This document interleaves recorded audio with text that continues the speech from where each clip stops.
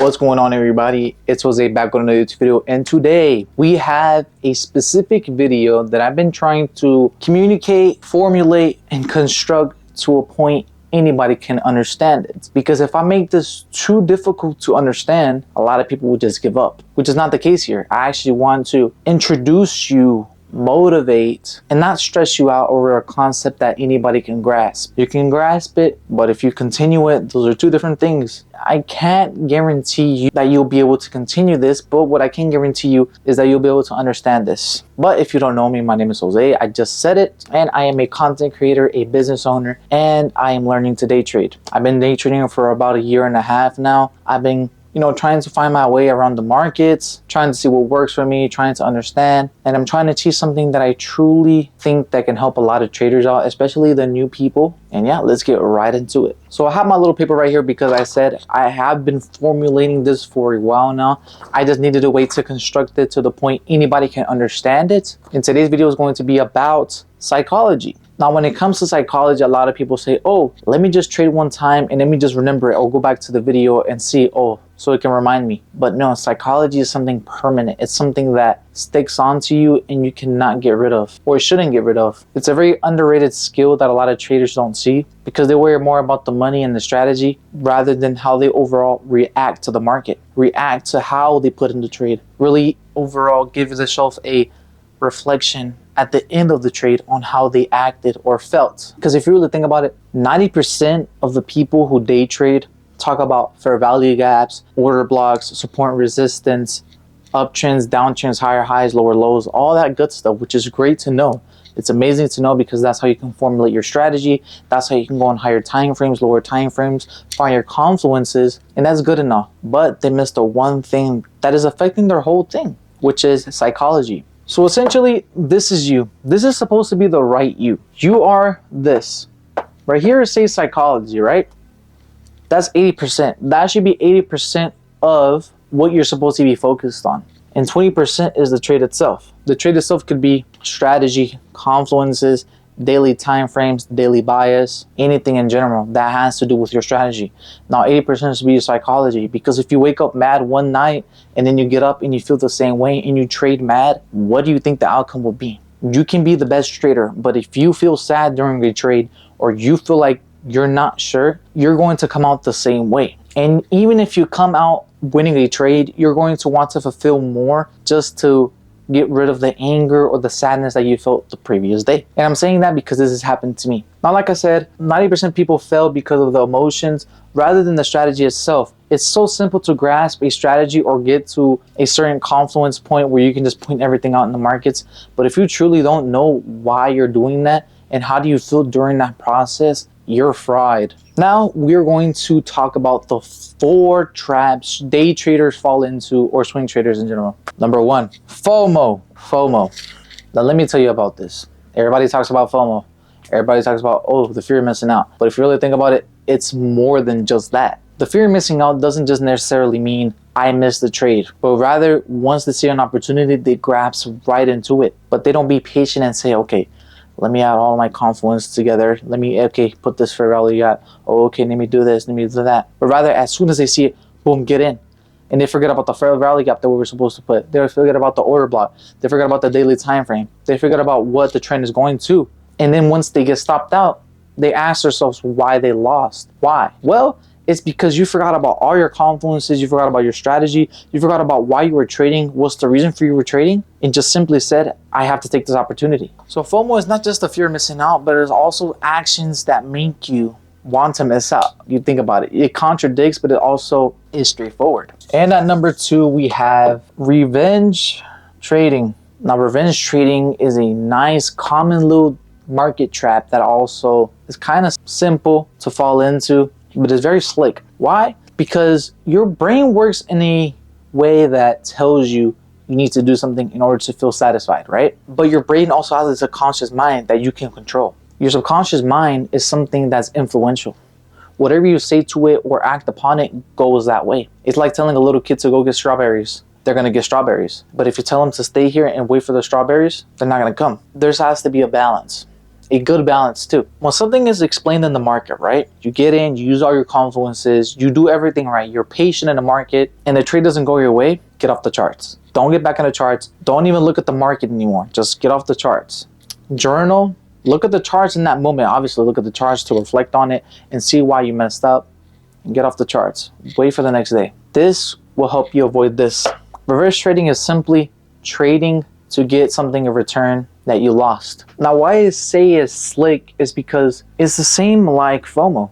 Your brain just reacts and you don't really step back and say, whoa, whoa, whoa, what am I doing? You don't say that because you're not programmed that way. You're just programmed to rather act and leave things behind. But psychology is what allows you to take control to many things.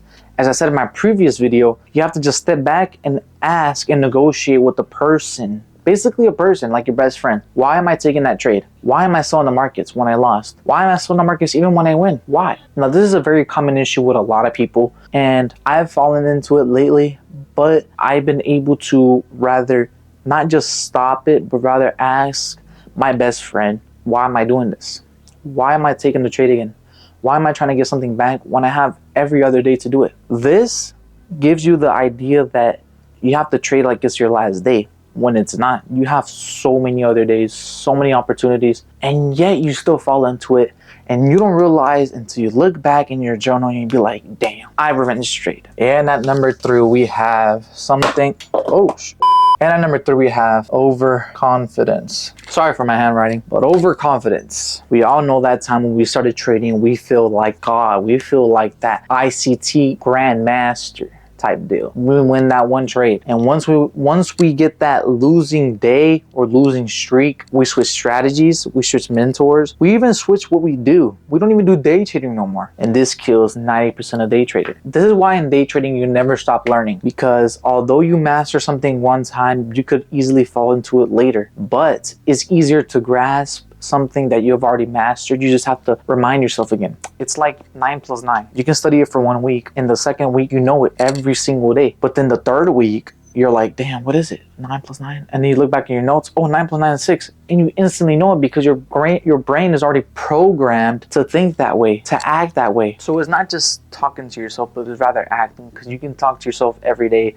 You can say to yourself every single day. But if you're not avoiding this, you're fried, because confidence is in everybody, especially when we get it. But when we get too confident, when we express confidence too much, it hurts, because it hurts our ego. It hurts the way we think about certain. And avoiding this and having a balance with confidence, because you have to have confidence in the market. If you don't have confidence in the market, I don't know why you're trading, because that means your setup is buns. You don't know what you're doing. Having confidence is just simply saying, market looks good, everything's adding up, let's take the trade. Having that type of confidence allows you to, if you lose the trade, okay, maybe market was already bullish and I went bearish. Maybe there was news. Maybe whatever the case may be, you have to find as to why your setup didn't play the way it did. Because sometimes you may not find explanations, and you have to understand that the market has the mind of its own. You can't just kiss your monitor and automatically the candle just drops down to your favor or up to your favor. That's not how it works. We all wish it did, but that's not how it works. So as I once said, avoid confidence, but have a balance. Don't have it too high, don't have it too low. Have it standard and efficient to your advantage. And at number 4, we have analysis. How do you spell now? Paralysis. Oh man. This is for the new traders as well. When you watch videos, you watch new concepts, you watch new strategies, new mentors, this motivational video, you watch everything, you inherit all the type of knowledge, right? You feel like you're a genius, you feel like you know now, and it's good. It's great to feel that way. But now, this is where you have to act. Actually put it in the market. And I feel like this is around like 15% as to why traders lose as well, is because they grasp something, and once they grasp it, they instantly go to the markets and they take the trade based on the strategy or the concept or whatnot, and they get stopped out, or their trade doesn't go their way, and they say, it doesn't work for me, or he was wrong, he doesn't know what he's talking about. But it's not really that. It's like saying, I'm going to learn for a week on how to start driving. You read books, you look at videos, how to turn the steering wheel, how to turn this way, how to turn on the headlights, whatever, but you don't actually drive. You don't actually get in the car and physically start driving. How do you expect to drive if you don't actually do it? And then once you learn online, you see the videos and you're still not ready, it's normal. You just started. You are starting. You're going to fail. You're going to not control the steering wheel as well as a person who drives for 5 years, who's been driving for 10 years. It's normal. It's going to happen. Same thing in the markets. If your concept or the concept that you learn from that certain person doesn't work out 3-5 times, find out why. Don't just give up on the first time, but rather understand as to why this is happening to you. And a lot of people don't even get through the trading process. They just look at the videos and say, oh, when I'm ready and I have enough knowledge, I'm going to get on the charts and I'm going to start making money. No, brother. You actually have to have experience in the markets. Now, I'm not saying glue yourself to the markets, because no, you need some time to get outside as well, to live life as well. Don't just stick yourself into the charts, because this is where psychology comes as well. You need to live life, but also dedicate. It's like school. School doesn't just always have you in school. You have your summer breaks, you have your Christmas breaks, you have your fall breaks, and that is great. Obviously, you're not gonna have that long of a break. A break can be 2 days. A break can be a road trip. A break can be, oh, let's go to the stores. A break can be anything. But just once you grasp and you put it into the market and you don't see what you like, take a little break, take a little walk, come back, nice, refreshed mind, and learn. Rewatch the video, put it into the charts, and go back, even to the time frame that they're using, even to the exact setup that they're using. You'll see as to why, because you're acting on it. It's like somebody who's driving, right? Somebody's driving like this and they tell you to turn like this. You're looking at them. Turn, okay. Let me turn like this. Let me put my hand on the brake because I'm going a little fast. And let me turn. If you do it the same way and a person's over there helping you on the side, you're going to learn better because you're actually acting on it and you have guidance. But when you're just watching a video, it's pre-recorded, and that is okay. There's no problem with that. But you don't have basically like that person on the side to tell you exactly what's happening in the market. So that is the last reason. Obviously, there's way more reasons, but these are the top 4. Now, I did explain exactly how to avoid them, but I'm going to give a more thorough, more personal strategy or steps. There's going to be 5. So use and inherit what you like and what you don't. See if it'll work like that. And if not, you'll probably have to add it to your advantages. Now at number 1, we have create a strategy. I don't know if I spelled that right. There you go. Create a strategy. I'm not talking about markets. I'm not talking about, oh, fair value got first, check the time frame, go to the 4 hour, mark highs and lows, watch session. No, I'm not talking about that. I'm talking about, what is your journal? What is your risk reward? Where's your entries and exits? What is your risk per trade? Because risk reward, okay, nice, but what is your risk per trade? And honestly, if just write this down for your journal as well. If you don't have a plan, you don't have a chance. Write that for every journal, because one time is not going to be enough. Just write it at the bottom. No plan, no chance. If you don't have a plan, you can't execute well. There's no way you can. Now in number 2, we have something a lot of people struggle with is risk management. You get it. You get it, guys. Just risk management, right? Risk 1 to 2%. This way the loss won't crush you mentally. Now, when you are more, like I said, confident, when you are more experienced psychologically and in markets, you can higher the price to 3 to 4, but stay around 1 to 2%. That way a loss won't really hurt you. Now, obviously, don't use this as, I'll lose a little bit of money. Let me go on a trade again. No, don't do that. It's just for you to take your A+ setups or the setups that you know or think are going to play your way. And if you lose, you won't feel as bad. And if you win, it'll be in your favor, of course. Now, number 3, kind of similar to, well, pretty similar to number 1, is journaling. In your journals, write down your emotions. Was you greedy? Was you fearful? Was you overconfident? Did you have FOMO? What did you feel during your trade and after the trade? And how did you feel that day? Did you feel shy? Did you feel mad? Did you feel sad? Did you feel tired? Did you not want to trade and you traded? Be real with yourself. Don't write something that other people write. Oh, I feel so confident and I took the trade, but I took the loss, but it's all good. We're still going to keep grinding. That's cool. You know you have to grind. That's already out of the picture. Write something that's in your favor. It could be, oh, you want to trade? Great.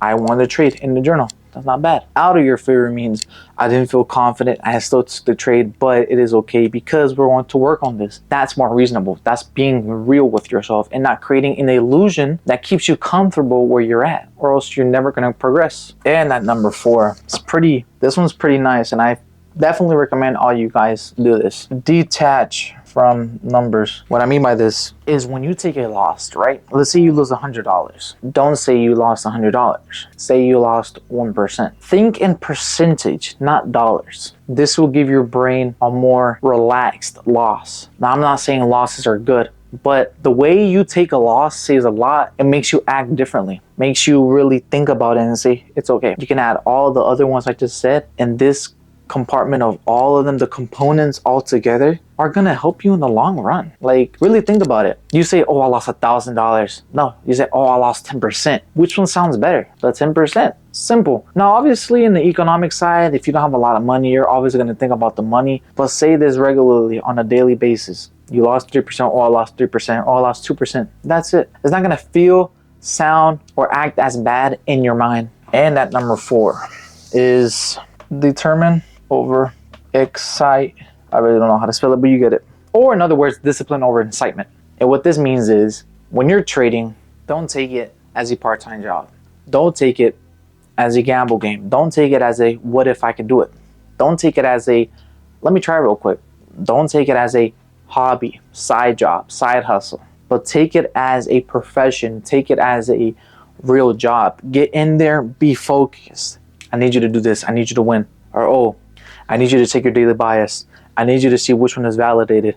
I need you to see which one's invalidated. I need you to be confident. Because honestly, if you're trading for excitement, you might as well go to Vegas, bro. Go to Vegas, because trading is not gambling, but rather I say Sharingan. Because you can look at everything and still be in that mode. You must be in that mode. In order for you to make money, you have to really thoroughly look, see if you like it. If not, take the day off. Don't force absolutely nothing. Leave it how it is. If it's good, cool. If it's not, just get off, bro. It's plain and simple. I'm not gonna lie, guys. My biggest loss was because of my psychology. Like, that's really where mostly all of my losses come from. My psychology is because at first I was very greedy. I was very overconfident, and the market really humbled me. It really goes down to your ego and hurts you. It literally just stabs you. Like, it hurts, but I also said thank you. When something bad happens to you, the only thing you can really say is thank you, because you think that certain action for it to happen so that you won't do it again, and you can learn from it. This is coming from my other video as well. Learn from your mistakes, and if they happen again, know what to do with it. For example, if my mistake in the market was to revenge trade, and I'm about to click sell or buy, think in that moment, why am I doing this? Is it because I want my money back? But why do I want my money back? I have tomorrow. Oh, because I want it right now. No, but I can wait tomorrow. I'll be more prepared. I'll be more focused. Oh, but you took the loss. You need your money back right now. I was like, no, I'm still in a good position. I'm not dead. I'm not disabled. I'm not blind. Have these conversations with you back and forth and negotiate. So at the end of the day, oh, I have tomorrow. Oh yeah, that's nice. We'll do it tomorrow. Boom. Super simple when you have it down, when you grasp it. Just remember that discipline is the real strategy. Discipline falls into everything if you really think about it. You want to go to the gym? Discipline. You want to wake up at 6 in the morning to go to work? Discipline. You want to get in the market at this time? Discipline. You want to learn something at this certain amount of time? Discipline.